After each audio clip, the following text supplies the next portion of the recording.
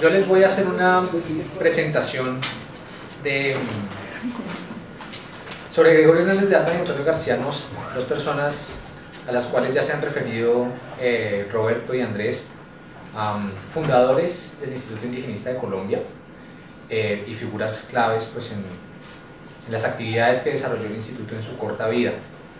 La he titulado La pasión por la tierra, un nombre curioso, pero que me parecía que presentaba una tensión interesante, una tensión que creo que fue muy productiva en la vida intelectual de don Gregorio y de don Antonio.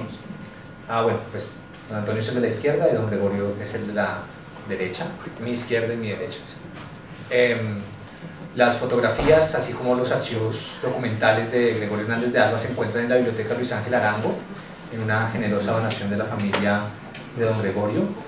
Son archivos valiosísimos para la historia de la antropología en Colombia, pero como lo decía en la presentación del evento, en general son documentos valiosos para la historia del país.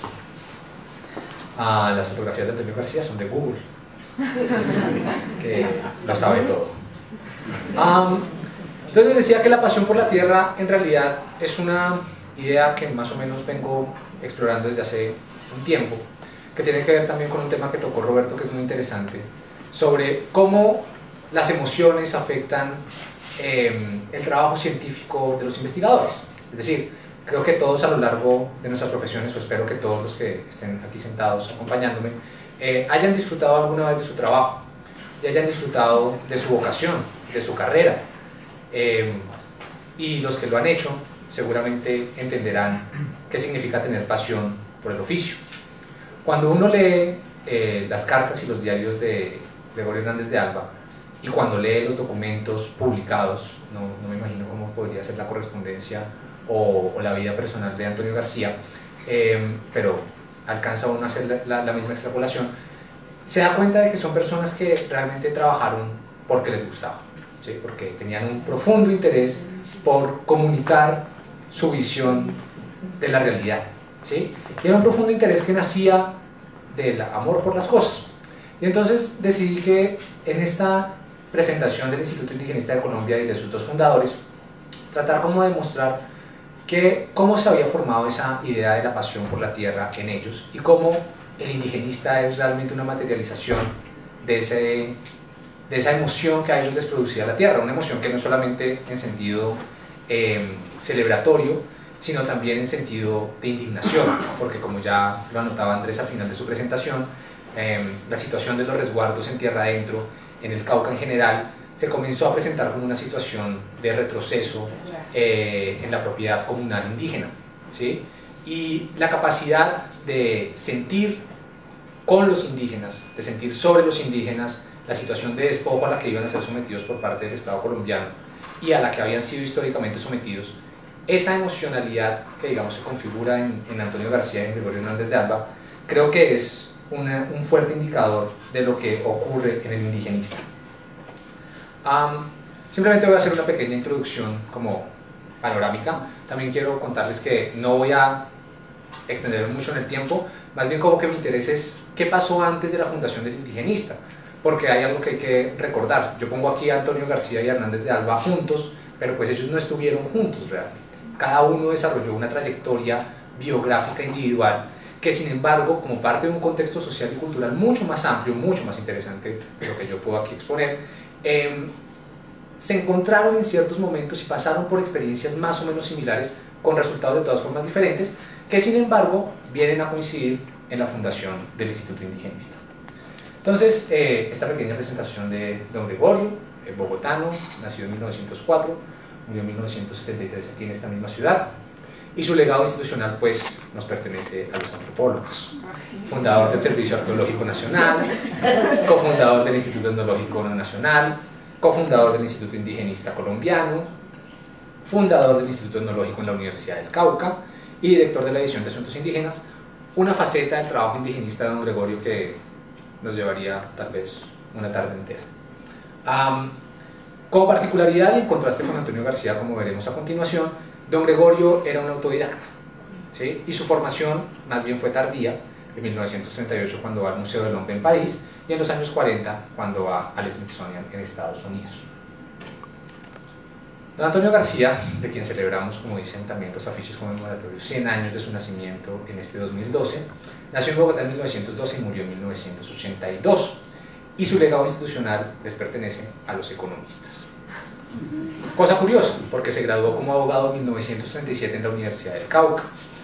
Y cuando digo que les pertenece a los economistas, y esto, pues digamos, yo les confieso que realmente mi conocimiento de Antonio García inicia con esta presentación, es que funda el Instituto de Ciencias Económicas en la Universidad Nacional, que es la actual Facultad de Economía de la universidad. Fue vicerrector de la misma universidad en los años 70, funda además la Facultad de Economía de la Universidad Jorge Tadeo Lozano, y tal vez uno tiene que preguntarse por qué un abogado funda facultades de economía y además el Instituto Indigenista de Colombia. Y bueno, creo que más adelante trataré de responderles eso, pero tal vez una pequeña anticipación, y es que Antonio García decía que la economía debe ser una ciencia revolucionaria, y debe ser una ciencia revolucionaria porque es una ciencia de la realidad. Y para don Antonio la realidad era la realidad de la opresión, una realidad que sencillamente no se podía ocultar por más mistificaciones que se hicieran de ella.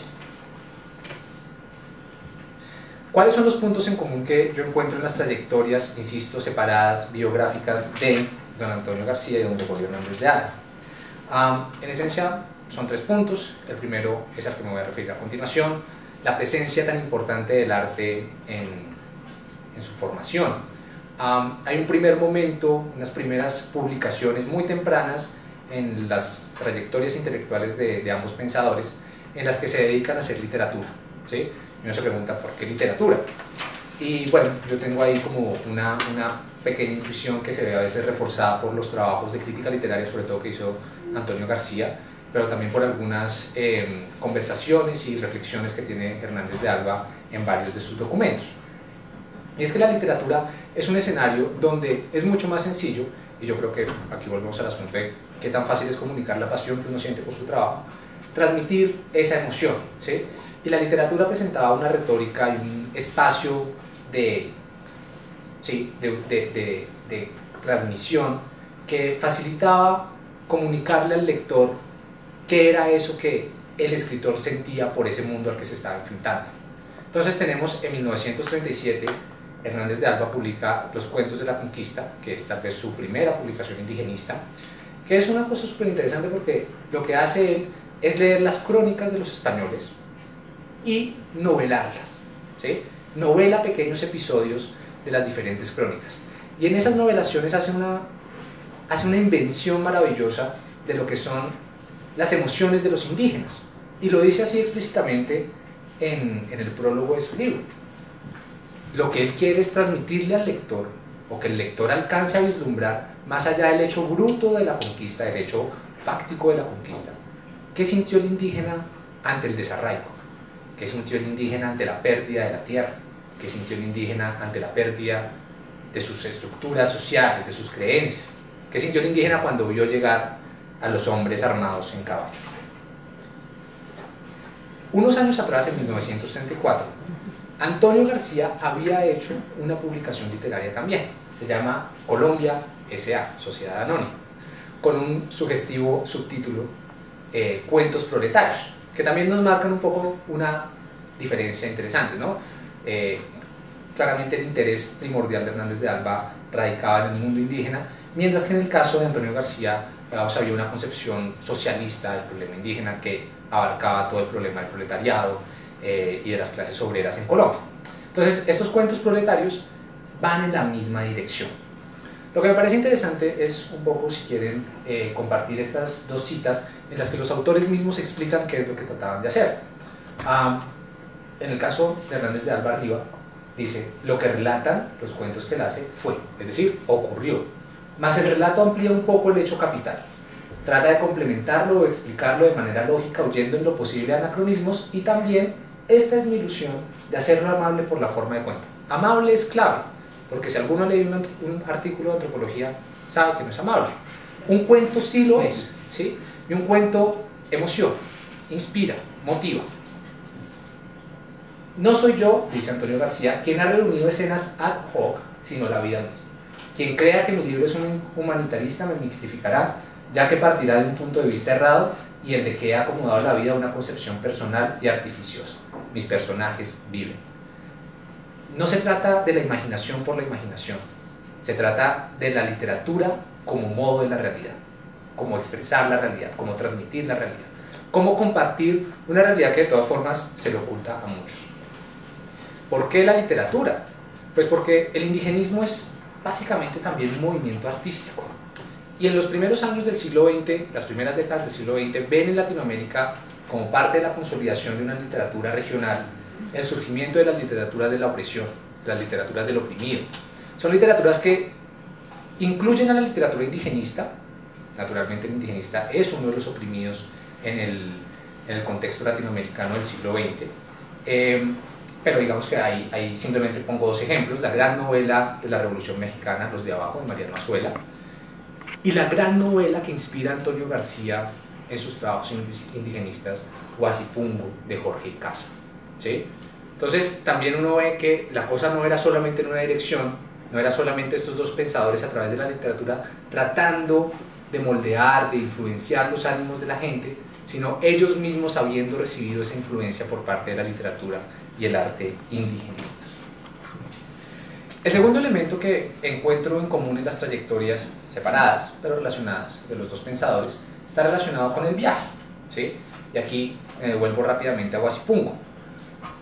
Dice el prologuista del libro Pasado y Presente del Indio, que publica Antonio García en 1939, que ese libro es una confluencia, la confluencia afortunada de la documentación y la observación. La documentación que venía de la literatura indigenista, y resulta que ahí se revela una faceta muy interesante de Antonio García, que es la de crítico literario.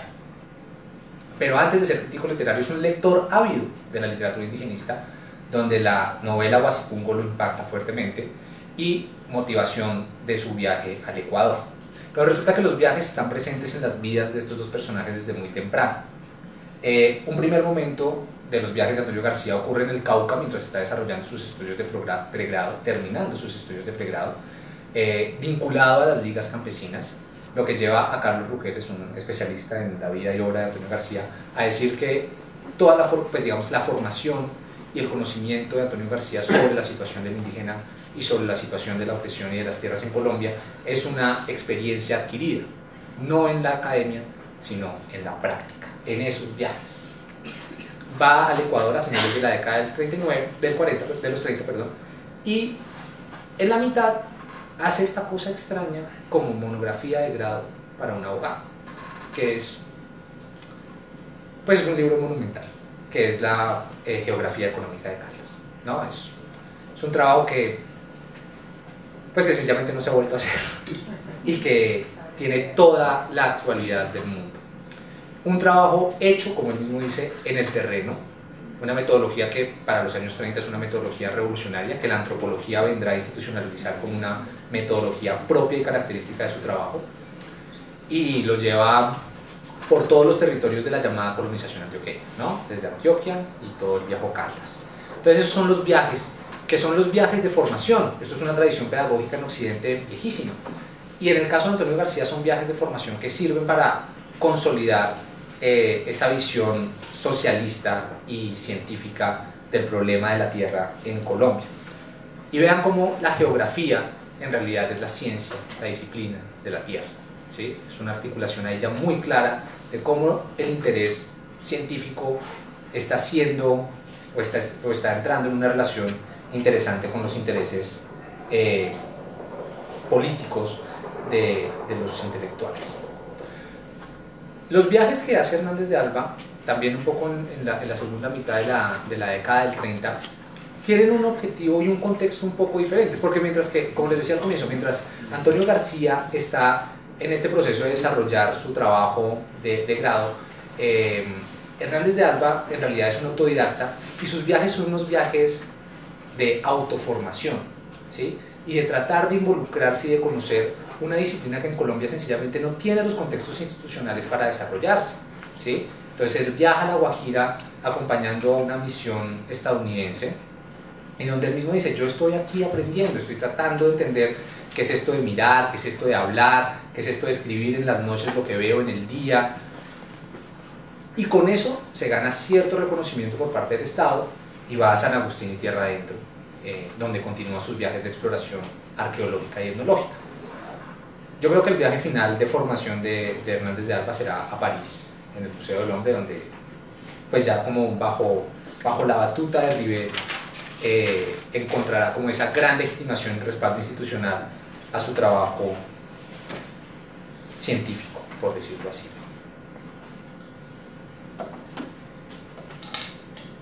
Encontramos un último lugar, un último momento de confluencia en las trayectorias de Antonio García y Hernández de Alba, que es el Cauca.